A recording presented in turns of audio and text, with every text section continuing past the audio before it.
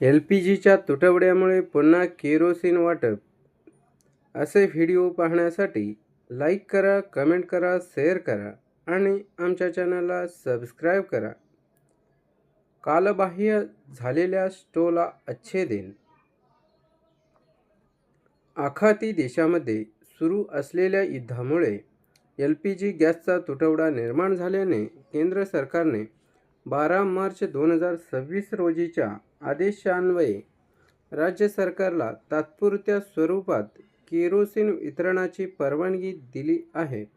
त्यामुळे तब्बल 10 वर्षांनंतर राज्यात शिधापत्रिकाधारकांना पुन्हा केरोसिनचे वाटप सुरू होणार आहे. सध्या आखाती देशामध्ये सुरू असलेल्या युद्धाचे परिणाम जागतिक पातळीवर जाणवत असून तेल व गॅस उत्पादनावर त्याचा मोठा परिणाम होण्याची शक्यता व्यक्त केली जात आहे. या पार्श्वभूमीवर भविष्यात इंधन टंचाई तीव्र होऊ शकते अशी भीती निर्माण झाली आहे. याच अनुषंगाने केंद्र सरकारने LPGला पर्याय म्हणून केरोसिन वितरणास तात्पुरती परवानगी दिली आहे.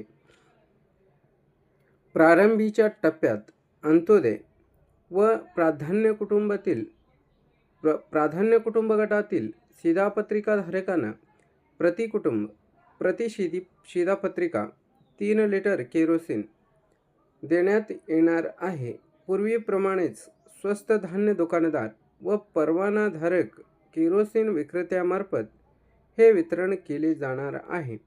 दरम्यान केरोसिन वाटप पुन्हा सुरू होणार असल्याने ग्रामीण भागातील अडगळीत पडलेले स्टोव्ह पुन्हा वापरात येण्याची शक्यता आहे.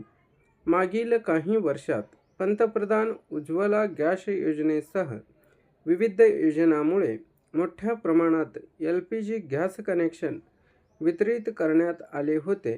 त्यामुळे केरोसिनचे वितरण बंद झाले होते आणि स्टोव्हवरील स्वयंपाक जवळपास थांबला होता.